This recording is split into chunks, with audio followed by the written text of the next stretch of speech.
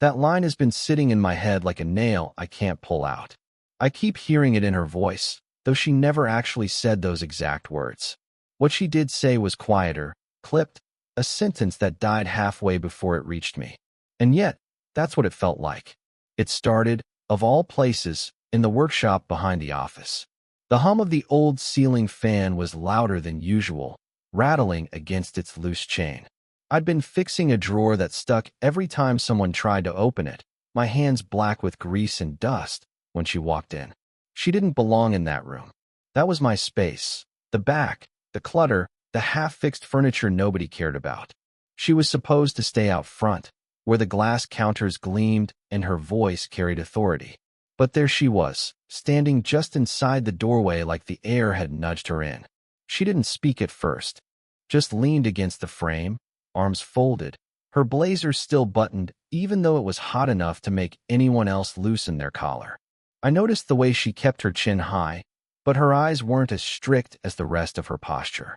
They softened, flicked over my work like she was taking in more than she meant to. I muttered something about the drawer, about how the tracks were bent, and she gave the faintest nod, like she already knew, or maybe didn't care. But she stayed. That was the strange part. "You've been here late all week," she said finally. Her tone wasn't accusing, but I still straightened, wiping my hands on a rag that only made them dirtier. "Someone's got to fix what's broken," I said, half joking. Her mouth tugged into something close to a smile, but not quite. It was more like she didn't want me to notice. She almost smiled. Then she crouched, not gracefully, not performative, but practical, and ran her fingertip along the cracked wood. She wasn't afraid of the dust. That detail lodged itself somewhere in me. Our shoulders almost brushed. Almost.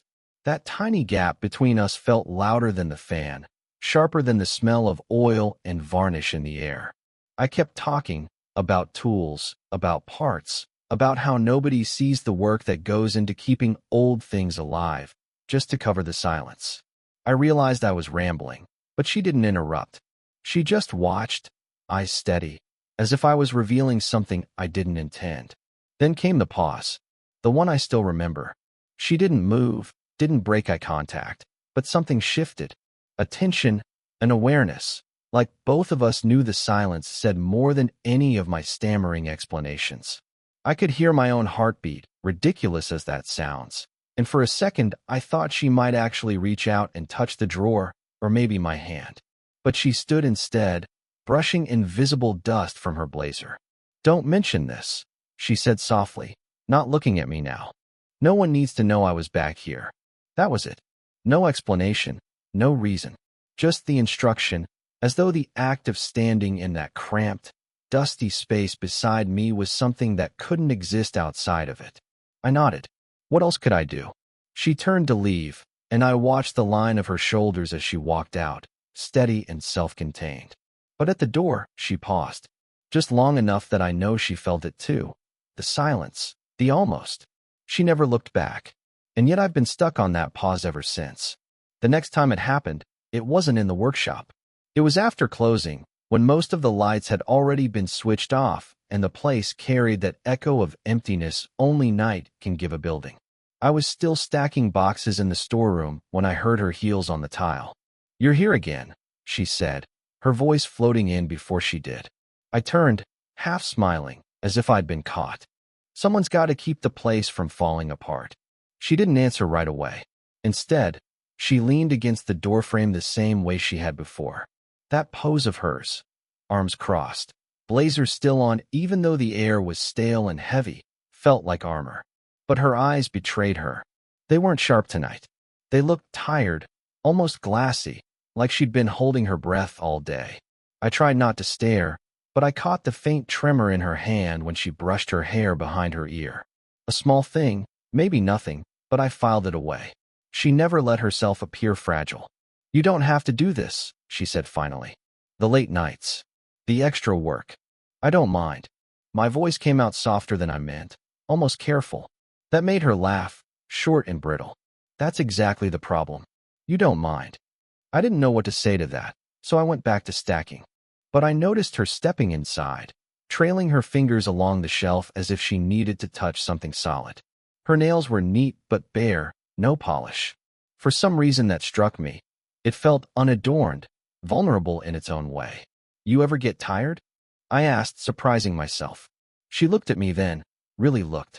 Every day. Her mouth quirked like she regretted saying it out loud. She turned away quickly, adjusting a box that didn't need adjusting. There it was, that crack in the wall. A sliver of her real self slipping through. It was small, but it was enough to make my chest tighten. I wanted to ask more, but I knew better. So I let the silence hang, filling the room with the faint hum of the refrigerator in the next hall. She stayed longer than she needed to, watching me work as though that alone steadied her.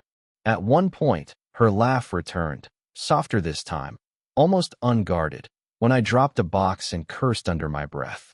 It wasn't a polished laugh. It was real, the kind that caught at the edges like she wasn't used to letting it out.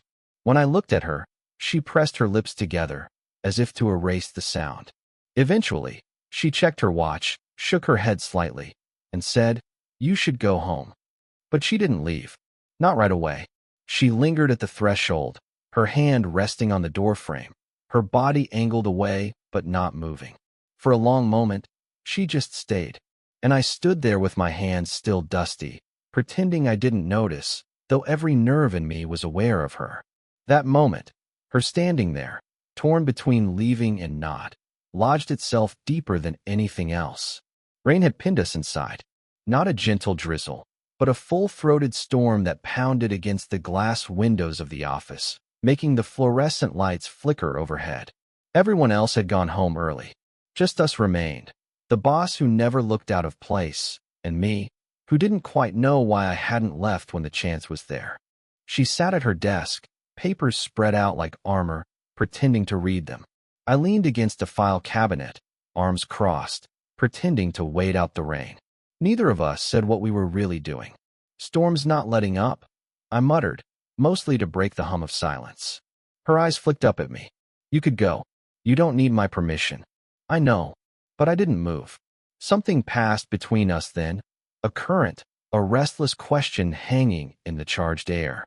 She looked away first, smoothing a page that didn't need smoothing. I noticed the way her wrist bent, the veins along her hand, the pale strip of skin where a ring had once been. I almost asked. Almost. But then her phone buzzed. She glanced at the screen, and I caught the flicker in her face before she silenced it. No answer, no explanation.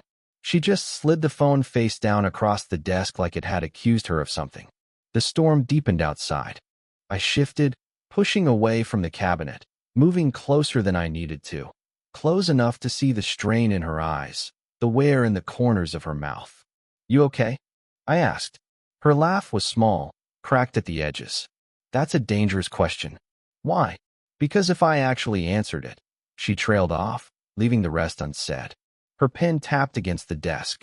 The silence felt unbearable, but I didn't dare break it with anything careless. I wanted to reach across the desk, steady her hand, ask who had called. Instead, I leaned in slightly, close enough that the storm and her shallow breath filled the space between us. She looked up, and for a split second, neither of us pretended. Her gaze locked with mine, raw, unshielded. The kind of look that strips away all the professional distance we'd been clinging to. Then the phone buzzed again. Louder this time, insistent. She snatched it up, voice clipped. I said not tonight. Then softer, almost pleading, "Please." When she hung up, she didn't explain. She just pressed her palms to her temples, as if the call had drained her more than the storm ever could. I wanted to say something, anything, but the words jammed in my throat. Instead, I let the closeness linger. My hand twitched on the edge of the desk, almost reaching for hers. Almost. She noticed. Her eyes flicked down to the space between my hand and hers. Neither of us moved. And that was the moment. The almost, the pause stretched too long. The space where something could have happened but didn't. The storm had passed by the next evening, but inside the office, it felt heavier than ever. No thunder this time. No rain to blame for the closeness. Just us, the hollow quiet of after hours, and the memory of the space my hand hadn't crossed. She was at the window, arms folded, staring at nothing. The blinds were half closed, slanting the streetlights into thin stripes across her blazer. I sat at the corner of her desk, pretending to read an invoice I'd already checked twice. Neither of us moved. Neither of us spoke. Finally, she said, "We can't keep doing this." The words hit harder than I expected. My throat tightened. Doing what? Her eyes flicked to me, sharp for a moment, then softened like she'd already regretted saying it. She shook her head. This. Whatever this is. I didn't answer right away. I set the paper down, too carefully, stalling. You're the boss. If you want me gone, just say it. That's not what I want. Her voice broke slightly on the last word, almost imperceptible. Almost. The silence that followed was suffocating. She gripped her arms tighter across her chest, as if holding herself together. I watched her, watched the way her chin trembled for a second before she turned her face away. "You think I don't notice?" she whispered. "Notice what?" My voice was too low, too careful. "The way you look at me. The way I—" She cut herself off, pressing her lips into a hard line. Her breath caught, like the rest of the sentence had lodged too deep to get out. I should have looked away. I should have given her an escape. But I didn't. I held her gaze when she finally turned back, and for the first time, neither of us tried to disguise it. Her eyes were tired. Tired of pretending. Tired of rules.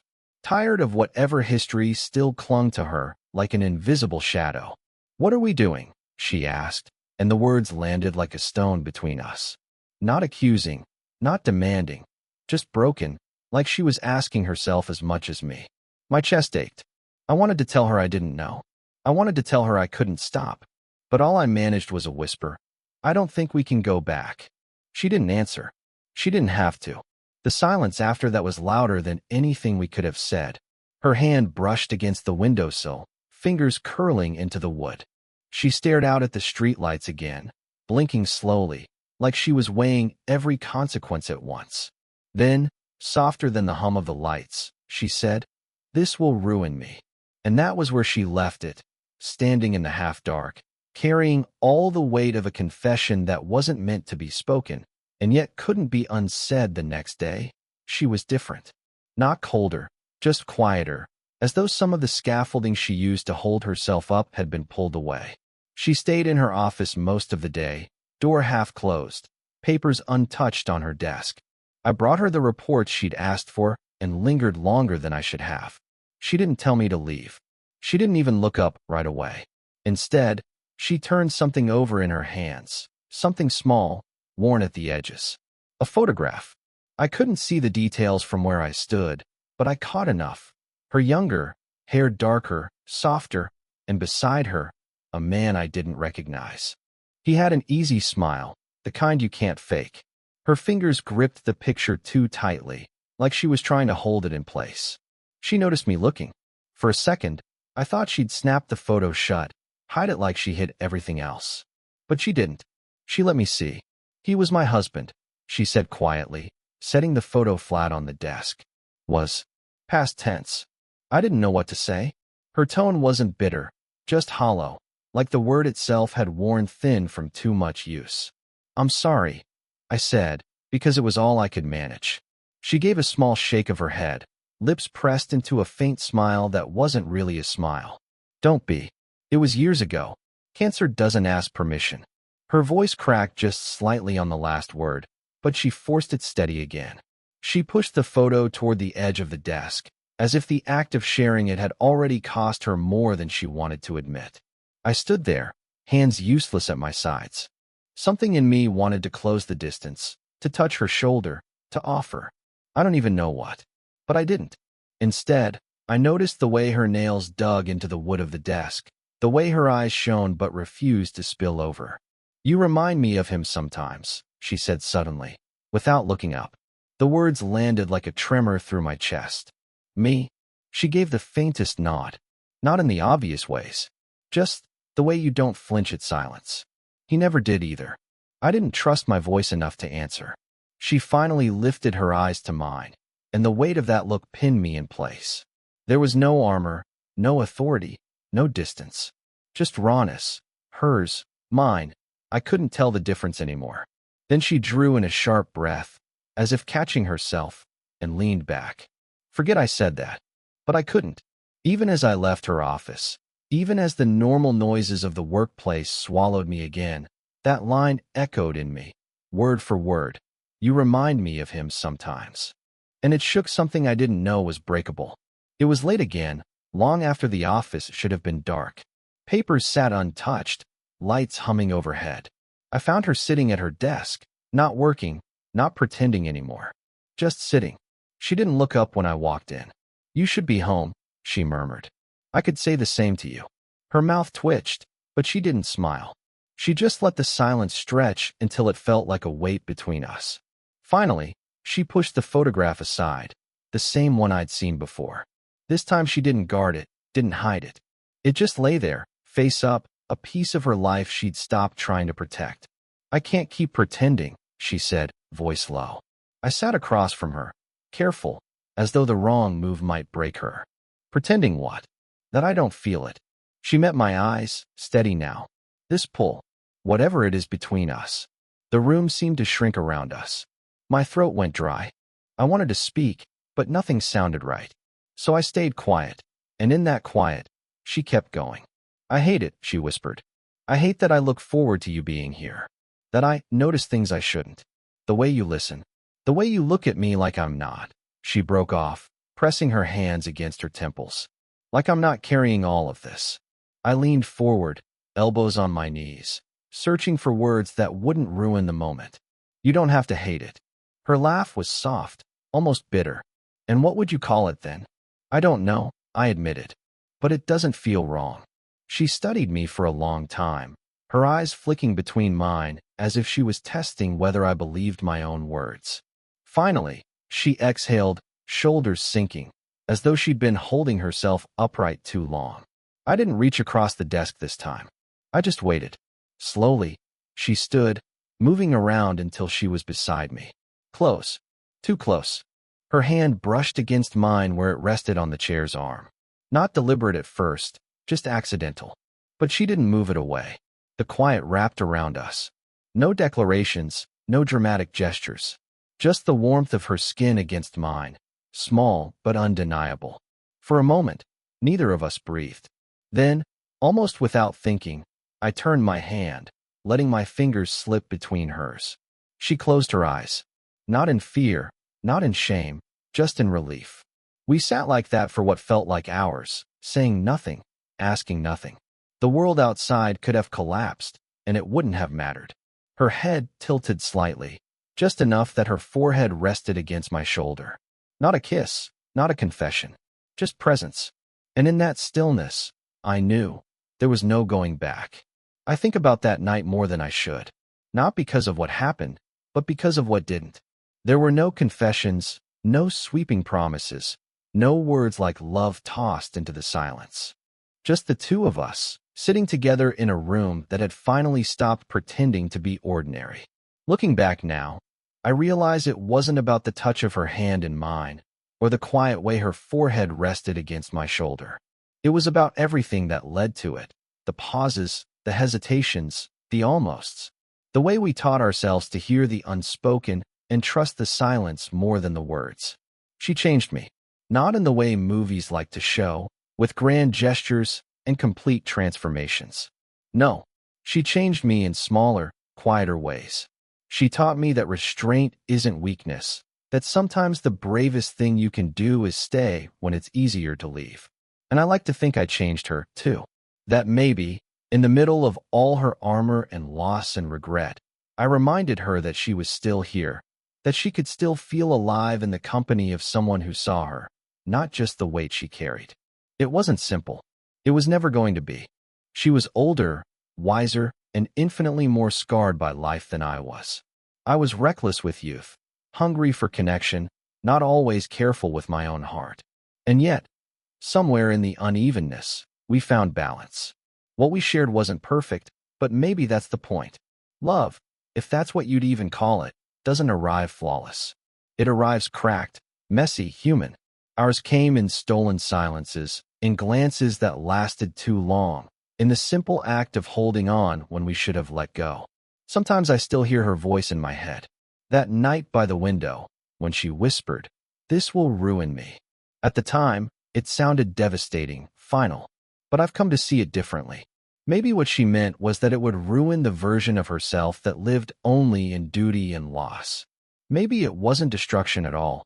Maybe it was the beginning of something new. I carry that with me now. That love doesn't always announce itself with clarity. Sometimes it just lingers, quietly reshaping you, long after the moment has passed. And as for us, that part is ours to keep. But tell me, if it were you, standing there in that silence, with her hand resting against yours and the whole world pressing in, what would you have done?